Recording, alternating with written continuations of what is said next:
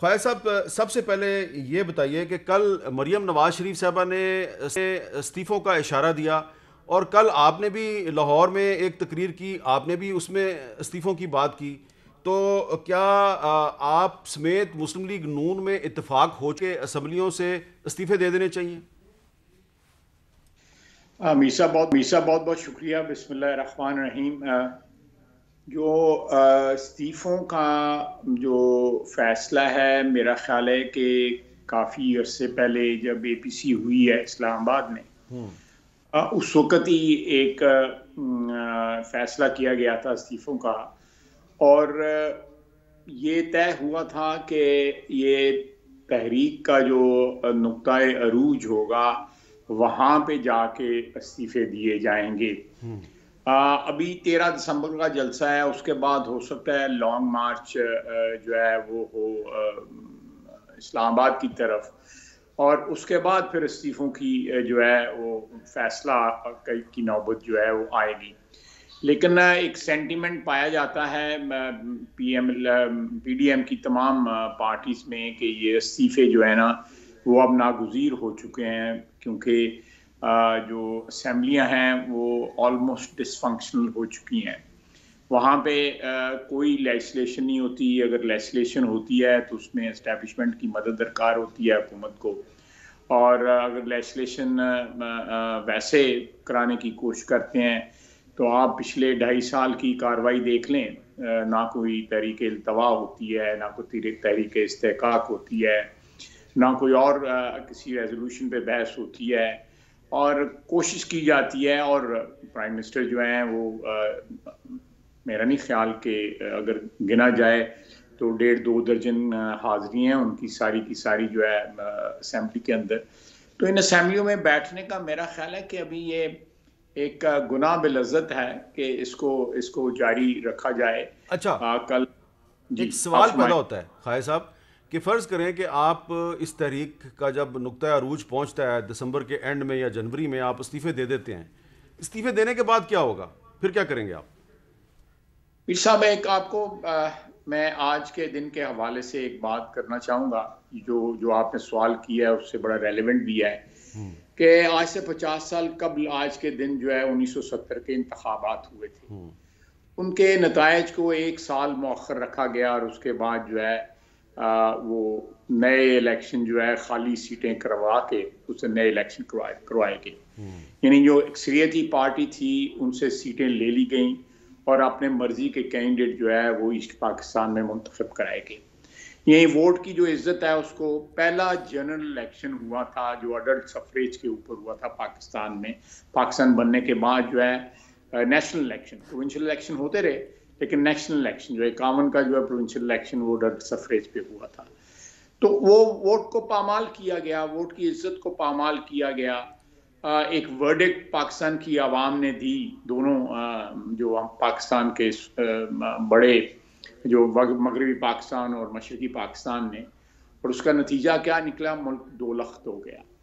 अगर इस वक्त भी वोट की इज्जत को बहाल ना किया गया, उस वक्त भी हुकूमत जो थी उस वक्त फौज की हुकूमत थी, मार्शल लगा हुआ था, और एक फौजी आमर से दूसरे फौजी आमर ने टेक ओवर की थी हुकूमत जो लेकिन है। एक बात बड़ी अहम की आपने कि उस वक्त भी जो नशस्तें खाली हुई थी उस पर बाई इलेक्शन करवाया गया था और उस बाई इलेक्शन को पजीराई नहीं मिली थी। जी बिल्कुल। मैं उस बहस में नहीं जाना चाहता। कुछ लोगों की दिल आजारी होगी कि वहां से कौन से लोग इलेक्ट हुए उस खाली नशिस्तों पे। अगर इंशाल्लाह ताला अगर ये नौबत आती है तो हम इस्तीफे देंगे। उन इस्तीफों के ऊपर इन्होंने इलेक्शन करवाए। अगर 100-125 सीटों खाली होती हैं नेशनल असेंबली की, उन पर इलेक्शन कराए तो इन इलेक्शनों का वही हशर होगा जो 1970 में जो है खाली सीटों के पे करवाने का इलेक्शन का जो हशर हुआ था। अच्छा, अब इसमें अल्लाह ना एक सवाल करे, बड़ा अहम है। मैं 7 दिसंबर। अल्लाह ना करे कि हाँ। नतायज वो निकले। अच्छा। देखिए हमारा हमारा अमीर साहब, आप बड़े जो है बगौर तारीख का आपने मुताला किया हुआ है पाकिस्तान की। आप देखें आज भी फ्रिजिलिटी है हमारे वफाक में। आज भी वफाक जो है उस तरह सेहतमंद नहीं है, उस तरह मजबूत नहीं है। जिस तरह होना चाहिए, और उसका नुकसान की वजह क्या है कि आइन के तहत जो है वो जो हदूद और कयूद जो है मुतय्यन हुई हैं आइन में, उनका पास ना 1970 में किया गया और ना आज किया जा अच्छा, रहा। अब एक सवाल बड़ा अहम है, वो ये है कि क्या अपोजिशन की तमाम पार्टियां जो हैं वो इस्तीफों पे मुतफिक हो चुकी हैं?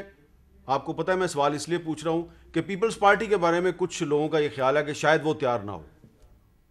मेरा ख्याल है कि अल्टीमेटली जो सिचुएशन जो है उसकी फ्यूटिलिटी जो है, या एक सिचुएशन की जो बिल्कुल बेसूद हो जाएगा उनका भी असेंबली में रहना, और वो इस चीज़ को अंडरस्टैंड कर रहे हैं, मेरा अंदाज़ा है। और वो भी अल्टीमेटली जो है आज से महीने डेढ़ महीने बाद जब भी फैसला किया जाता है वो असेंबलियों में से इस्तीफ़ा देंगे। उसकी मीसा ये जो क्राइसिस होगी, ये प्रेसिपिटेट जब होगी ये क्राइसिस जो है, उसको अगर मरम पट्टी करने की कोशिश की गई जिस तरह 1970 में की गई थी, अल्लाह ना करे ये कोई वफाक के साथ हमारे सानहा हो सकता है। आप जब तक आइन का और कानून का इस मुल्क में एहतराम नहीं होगा, हमारे वफाक को खतरे लाहक रहेंगे। 1970 में भी हमारे से ट्रेजेडी हुई, लेकिन हमने सबक ना सीखा, और आज 50 साल बाद हम उसी तरह खड़े हैं। मैं मिसाल देता हूँ मीर साहब, हम मिन हैसुल कौम जो है 72 साल में हम ट्रेडमिल के ऊपर दौड़े हैं, असल फासला कोई कवर नहीं होता। आप समझ रहे हैं मैं जो मिसाल मैं दे बिल्कुल समझ रहा हूं, और बड़ी रहा हूं? गहरी कोई आप इसमें बहुत सोचने के लिए बहुत कुछ है। बड़ी बड़ी आपने एक गहरी मिसाल दी है, लेकिन ये बताएं कि 13 दिसंबर का जो जलसा है। नेचुरलिटी जो है वो कोई फासला हम कवर नहीं करते, बस अच्छा, ट्रेडमिल पे दौड़े रहते हैं, एक ही जगह खड़े हैं अब ये पिछले बताएं 72। कि आपकी गुफ्तगू से ये लग रहा है कि 13 दिसंबर के जलसे में इस्तीफों का ऐलान नहीं होगा। मुझे नहीं पता, कल पीडीएम की मीटिंग है, जो है पीडीएम के साथ जो इंटरेक्ट करती है, वो हमारी एक कमेटी बनी हुई है। मेरा ख्याल है शायद खाकान नवाज साहब हैं, वो जनरल सेक्रेटरी हैं पीडीएम के, साथ चौधरी आसिम इकबाल साहब हैं। वो जाते हैं उन मीटिंग्स में, और इंशाल्लाह ताला कल अगर कोई इस किस्म का फैसला कल ही हो गया तो वो बस सारी कौम को पता लग जाएगा। लेकिन मैं समझता हूँ कि आज भी जिस तरह याया खान का अपना ज़ाती एजेंडा जो था वो कौमी एजेंडे पे गालिब आ गया, आज भी ज़ाती एजेंडे जो है ना वो परसू हो रहे हैं।